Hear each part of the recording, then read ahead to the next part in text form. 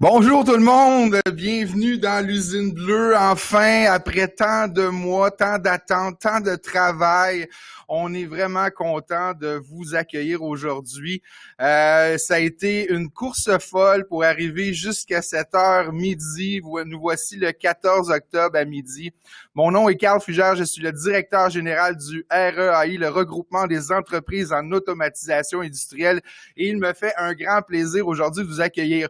Juste pour vous donner quelques petites indications de départ, comme vous savez, vous avez probablement pris compte du petit vidéo que j'ai enregistré hier à 7 heures pour vous donner quelques indications sur la navigation. Donc, on vous encourage à assister à toutes les activités qui se dérouleront toute la journée, en fait, jusqu'à 16 heures. À partir de 16 heures, vous allez pouvoir commencer vos jumelages, vos rencontres, en fait, en tête-à-tête, là, en vidéo chat, et vos visites de kiosque. Donc c'est ça. Donc, sans plus tarder, j'aimerais vous présenter, en fait, Christian Perrier, qui est notre président du conseil d'administration au regroupement des entreprises. On est très, très content d'avoir Christian avec nous. Christian, c'est quelqu'un qui s'implique depuis de nombreuses années dans le regroupement, plus spécifiquement depuis aussi qu'il a pris le rôle de président du conseil depuis l'année passée. Donc, j'aimerais vous présenter sans plus tarder Monsieur Christian Perrier. Salut Christian, ça va bien? Oui, bonjour Carl, ça va bien et toi?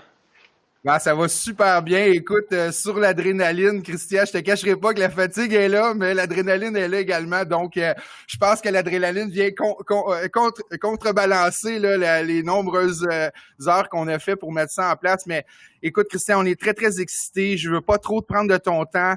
Je signale aux gens qu'on est présentement en direct, donc on fait du direct. Il peut arriver des petits trucs. On va prendre ça un peu comme à la bonne franquette, comme on dit. On est des grands garçons, puis on va y aller. Mais moi, Christian, j'aimerais tout d'abord te lancer la question. C'est quoi tout ton feeling en ce moment sur l'accouchement là, de notre fameuse usine bleue, qu'on parle ensemble, qu'on discute, toute la gang, tout le conseil. Il y a beaucoup de membres de notre groupement qui ont été impliqués à la mettre en place également. Fait que j'aimerais te laisser la parole, Christian, sans plus tarder. Merci beaucoup Carl, effectivement, je suis très excité de voir ça, surtout dans le contexte actuel. Euh, je suis vraiment content de pouvoir communiquer avec vous tous virtuellement. Cette année, le côté physique ou présentiel du RAI, bien évidemment, en a écopé. Mais bon, on va se reprendre, croyez-moi. Comme vous pouvez voir, on travaille très fort pour continuer notre mission. Et comme vous pouvez le constater, bien, on augmente significativement notre présence sur le web, que ce soit par les différents posts sur les réseaux sociaux ou les webinaires. Et aujourd'hui, bien, on est plus qu'heureux de pouvoir vous dévoiler cette toute nouvelle étape pour le RAI, qui est l'usine bleue. Alors donc, au RAI, on progresse beaucoup.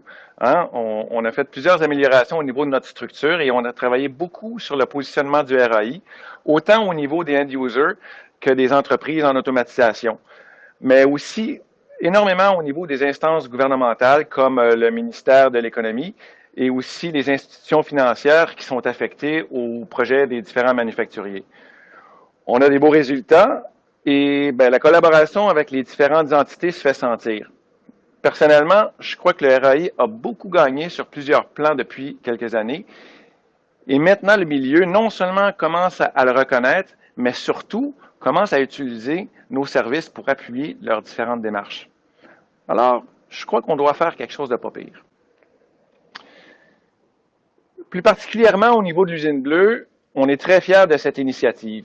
Vous savez, c'est pas toujours évident de mettre en place des nouvelles façons de faire.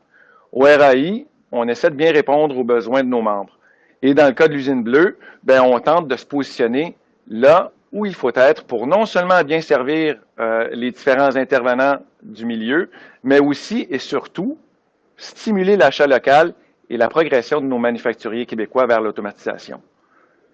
L'usine bleue, ben, ça favorise l'utilisation de nos ressources locales et ça représente un avantage qui n'est pas négligeable dans le contexte économique actuel.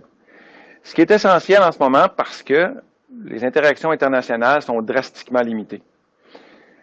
Au RAI, on croit que les circonstances actuelles ajoutent des arguments significatifs et que les gens seront stimulés à utiliser des automaticiens locaux.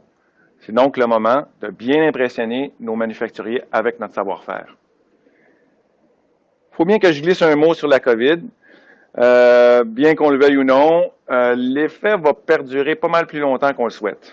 Alors, s'il y en a qui retiennent leur souffle, je pense qu'ils devraient peut-être penser à changer d'idée.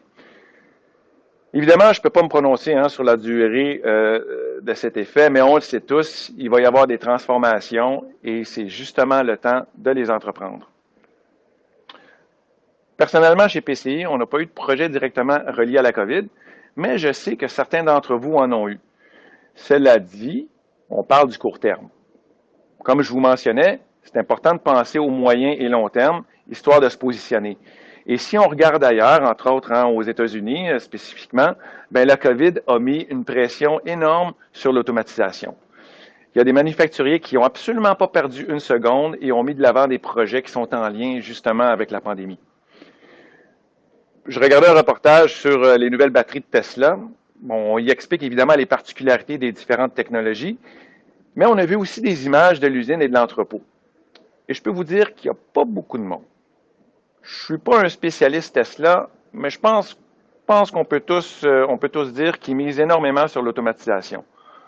On remarque que plus les manufacturiers entament des projets, plus ils en font. Les gens, une fois qu'ils ont embarqué, sont plus enclins à effectuer d'autres investissements. Alors ça, ça doit être interprété par les manufacturiers retardataires comme un signe. Je pense qu'il est temps qu'on se réveille. C'est un peu comme certaines choses que c'est jamais le bon temps pour les faire. Je pense qu'ici, le plus tôt, c'est le mieux. Alors, sur une dernière note, je tiens à vous sensibiliser au fait que c'est un peu le rôle de nous tous de convaincre nos manufacturiers de passer à l'étape suivante en termes d'automatisation. Les gouvernements et les institutions financières ont mis en place des programmes. La situation actuelle est propice à augmenter les achats locaux. Et c'est la même chose pour les manufacturiers. Ils vont voir leur volume d'affaires augmenter. Et la situation, l'offre en termes d'automatisation, c'est-à-dire vous, elle est plus que jamais équipée pour répondre à une demande qui va être appelée à grandir. Il manque juste à se faire connaître. Et là-dessus, je peux vous dire qu'au REAI, on y met les bouchées doubles. Alors, je vous invite à collaborer avec nous et participer à l'usine bleue. Je suis convaincu qu'ensemble, on va stimuler les manufacturiers. Alors, sur ce, je vous remercie encore une fois et je vous souhaite une excellente après-midi. Merci beaucoup, Christian. Super discours, comme d'habitude. Écoute, Christian, non seulement je suis d'accord avec toi, tu sais qu'on en parle souvent, on a eu souvent l'occasion d'échanger, c'est des enjeux en ce moment qui nous préoccupent les deux. Ça fait longtemps qu'on discute par rapport à ça, des différentes stratégies, puis on est très, très contents, nous autres aussi, tout le monde ensemble, de lancer l'usine bleue parce que j'ai eu plusieurs commentaires, on le sent que c'est d'à propos, on sent que ça va répondre à un besoin, puis ça donne une belle occasion de justement galvaniser notre écosystème entre les entreprises de l'offre, tous les organismes de soutien, avec toutes les entreprises de la demande qui ont parfois la mauvaise impression d'être dans un 12 travaux d'Astérix, là, puis chercher par où commencer. Fait que c'est un peu la mission qu'on s'est donnée de démocratiser. Puis d'ailleurs, Christian, je suis convaincu que tu vas avoir l'occasion de donner probablement des ateliers dans d'autres journées de l'industrie ou d'autres conférences, d'autant dans le but d'éduquer, de démocratiser les processus, puis faciliter le passage à l'action. Fait que je te remercie beaucoup, Christian, de ton implication.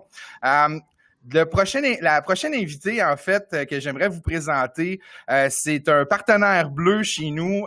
Vous savez, comme vous avez pu voir dans le haut de l'écran en ce moment, on a plusieurs partenaires bleus qui ont décidé d'appuyer la démarche parce qu'ils croyaient en ce qu'on voulait mettre de l'avant avec l'usine bleue. Puis, une de ceux-là est Madame Sigrid Elfensen. J'espère que j'ai bien prononcé son nom.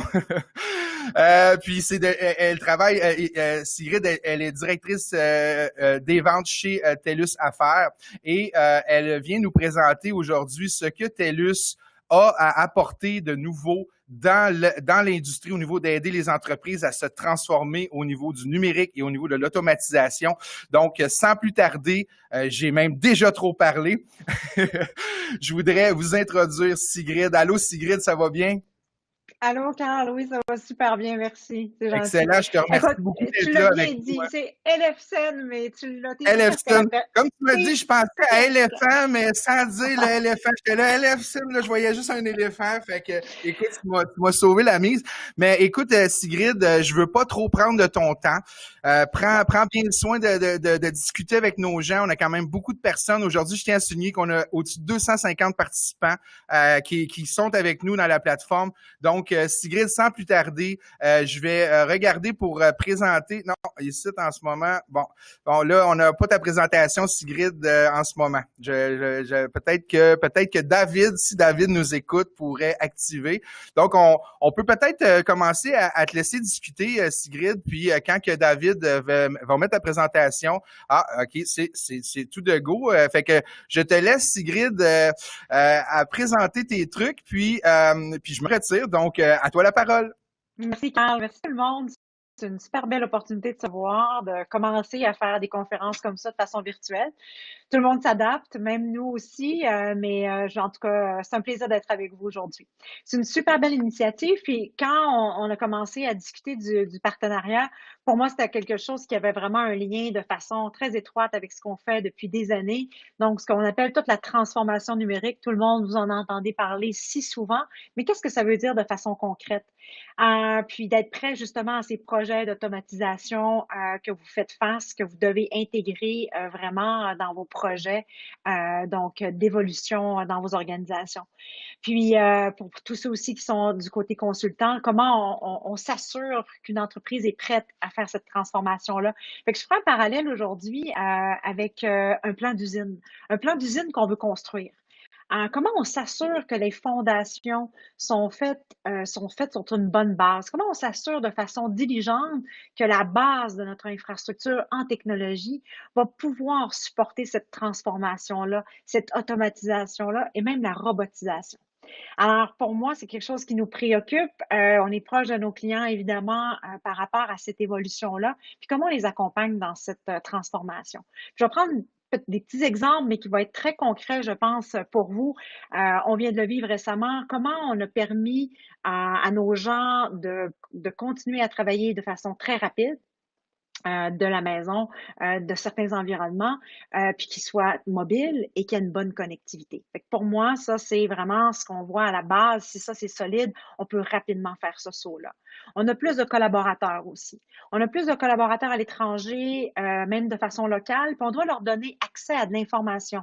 Donc, l'information sensible, l'information qu'on doit rendre sécuritaire. Comment on s'assure que notre fondation peut accepter et peut aller de l'avant avec ça? Parce que ça m'amène rapidement sur tout ce qui est cybermenace. Vous avez vu, la pandémie a permis à nos hackers de ce monde d'être beaucoup plus actifs. Vous avez peut-être été même victime ou vous avez vu certains cas critiques. Alors, comment on sécurise nos réseaux?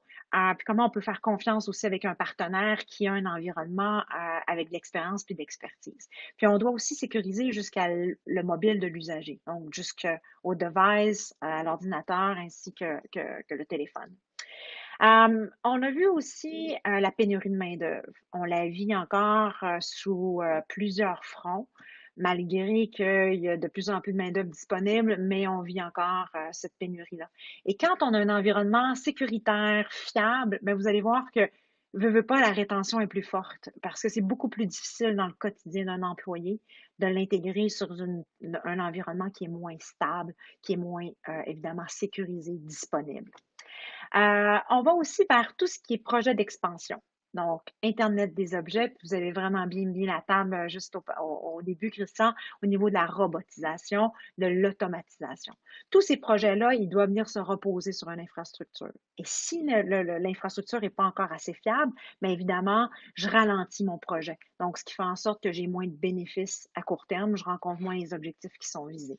On l'a vécu récemment avec un client, un cas très concret, mais on a dû prendre un pas de recul pour revenir sur l'infrastructure. Ce qui a fait en sorte qu'on a dû retarder un peu plus le projet d'Internet des objets, par exemple. Puis je fermerai la boucle sur un autre exemple on est plus dans la réalité d'aujourd'hui. Pour nous, ça fait des années, mais tout ce qui est télémédecine, tout ce qui est possibilité d'avoir un médecin et une infirmière de façon virtuelle. Donc ça, on a investi énormément dans ce secteur-là, puis ça nous a permis à vous, les employeurs, d'offrir en santé sécurité des solutions qui permettaient à vos employés d'être en sécurité à la maison et d'avoir aussi ces services-là à domicile. Donc, c'est toute une évolution vers laquelle on accélère rapidement l'intégration, mais si on n'a pas de fondation, c'est beaucoup plus difficile. Alors, je vous laisserai sur deux petits volets. Moi, en tout cas, ce qui m'a impressionné, c'est que ça faisait comme au-dessus de 13 ans qu'on avait fait le changement en télétravail. Donc, on avait fermé des bureaux partout à travers le Canada, même à travers le monde, où on avait rendu nos gens mobiles, donc à la maison, capables de travailler d'une façon sécuritaire avec une connectivité fiable. Donc, ce que ça nous a permis, ce qu'on a vu, c'est qu'on s'est vraiment démarqué pendant toute cette période-là parce qu'on était en mesure d'être très, très focus sur nos clients dès le lendemain. Donc, moi, je suis partie en 1 heure, j'étais chez moi, j'étais hyper fonctionnelle, mais c'était ça pour l'ensemble de nos 95 de nos employés.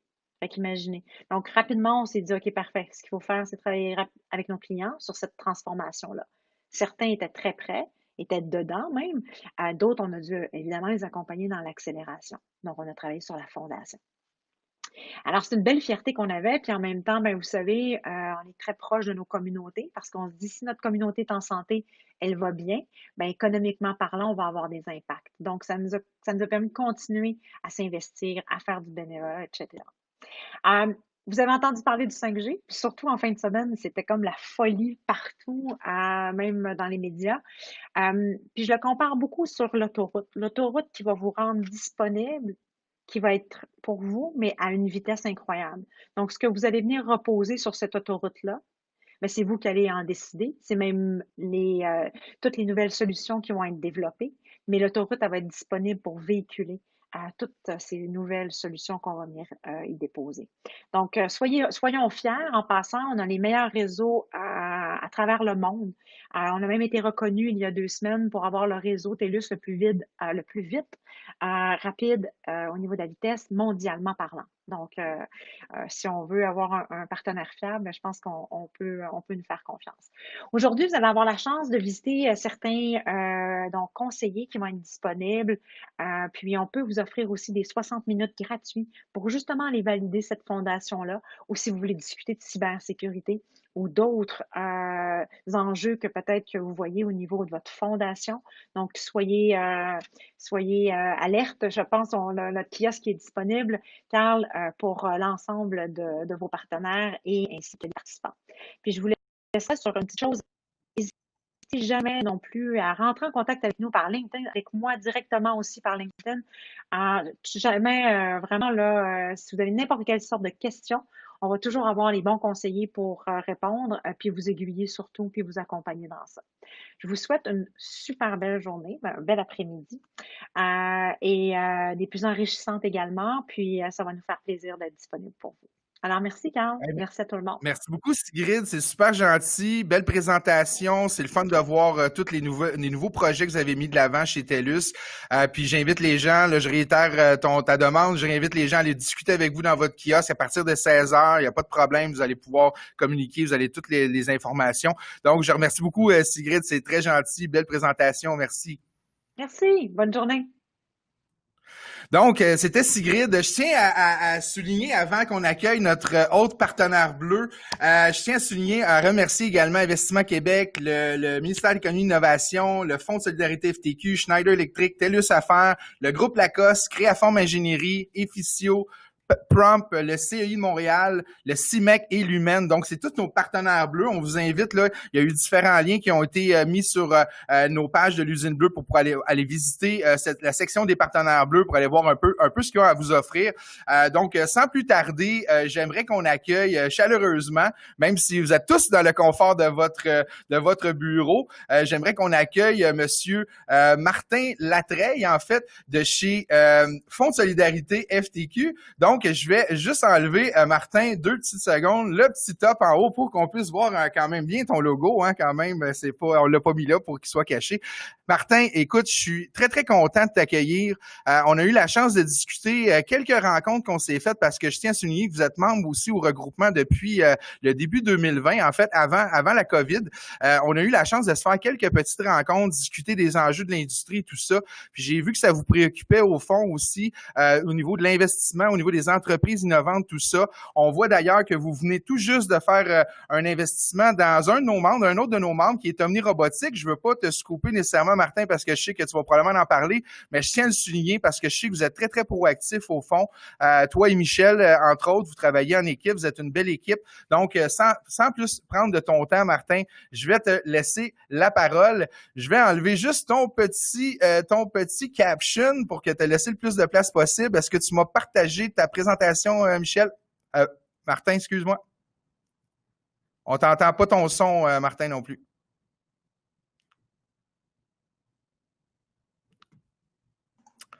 Est-ce que ça va mieux? Oui, là, ça va mieux, on t'entend. Puis juste peut-être me faire un petit partage d'écran, puis je me tasse, puis je laisse la présentation. Absolument. Donc, les joies du direct, hein, c'est ça qui arrive. C'est correct. Absolument. Pas de problème. Bon, parfait. Voilà. Juste peut-être le mettre en mode, parfait. Bon, ben, regarde, je me tasse, Martin, je te laisse la parole. Bonne présentation. Ben, écoute, donc, bonjour à tous et merci, Carl, pour cette invitation. C'est un plaisir pour moi de me joindre à l'Usine Bleue aujourd'hui. Le Fonds de solidarité a investi l'an dernier 1,4 milliard de dollars au Québec. Ça fait plus de 30 ans que le fonds accompagne les PME au Québec. Le fonds compte plus de 3300 entreprises québécoises dans son portefeuille. Le fonds offre, le fonds offre du financement sur mesure qui s'adapte à vos projets de croissance. Je vous dirais qu'on est un financier qui est très patient, qui a un horizon de placement qui peut être de 5, 10 ans et même plus. On a certaines entreprises en portefeuille qu'on est partenaire depuis plus de 20 ans actuellement. Donc, on offre à la fois du capital action et des prêts non garantis. On peut parler d'actions ordinaires privilégiées, des participations cibles de 10 à 40 %, horizon d'investissement très long, ou encore des prêts non garantis, des taux concurrentiels et des modalités sur mesure qui vont se tailler à l'égard de vos projets de croissance et des risques associés. Ça sécurise les prêteurs traditionnels qui sont à l'intérieur de votre entreprise parce qu'on apporte du capital additionnel sans garantie et à plus haut risque. On couvre tous les secteurs de l'économie et il y a une équipe de professionnels à l'interne qui peut vous appuyer autant en intelligence de marché, en transition numérique, que ce soit commerce électronique ou encore marketing numérique, et on est présent à l'échelle du Québec. Donc, le fonds, voici quelques entreprises partenaires du fonds qui se retrouvent dans l'écosystème de solutions d'automatisation industrielle.